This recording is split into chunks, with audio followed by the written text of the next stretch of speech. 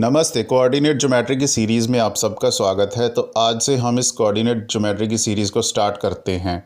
तो मान लीजिए हमारे पास एक रेक्टेंगुलर रूम है जिसके अंदर हम इस पॉइंट को लोकेट करना चाहते हैं, इसकी पोजीशन पता करना चाहते हैं।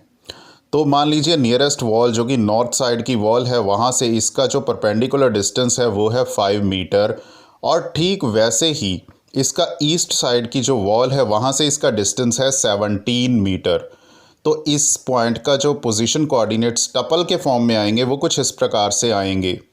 और ठीक वैसे ही अगर हम इस पॉइंट को अगर कहीं भी लोकेट कर दें तो इस प्रकार से इसके पोजीशन कोऑर्डिनेट्स इसके परपेंडिकुलर डिस्टेंसेस के द्वारा ही जाने जाएंगे, कुछ इस प्रकार से।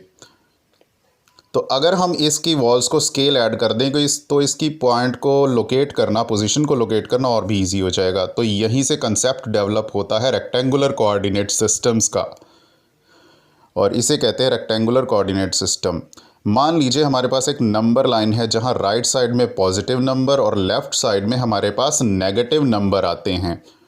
और ठीक एक और नंबर लाइन हम बना देते हैं जो इसके बिल्कुल परपेंडिकुलर में है। तो ये दोनों मिलकर बनता है कोऑर्डिनेट सिस्टम, यानी कि रेक्टेंगुलर कोऑर्डिनेट सिस्टम, कुछ ऐसे।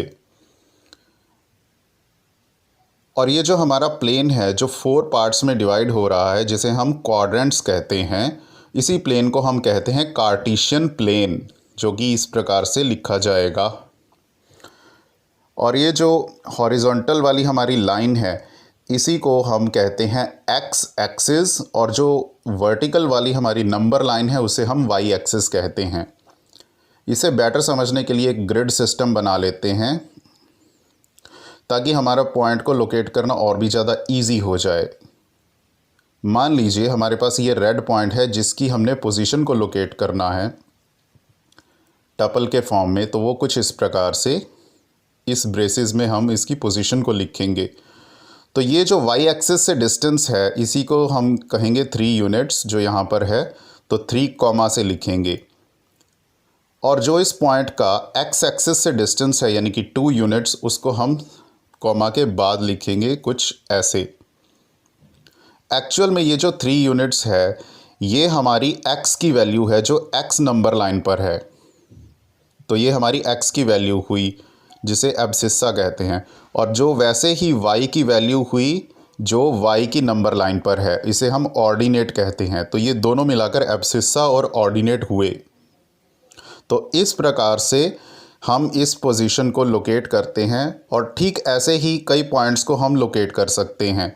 चाहो तो कोई लाइन ड्रॉ करके आप शेप भी बना सकते हो, और कुछ इस प्रकार से। और ये जो सेंटर में जहाँ ये दोनों एक्सिस इंटरसेक्ट करती हैं उसे हम ओरिजिन कहते हैं, जिसके कोऑर्डिनेट 0,0 होते हैं। आई होप आपको वीडियो समझ में आई होगी। देखने के लिए धन्यवाद।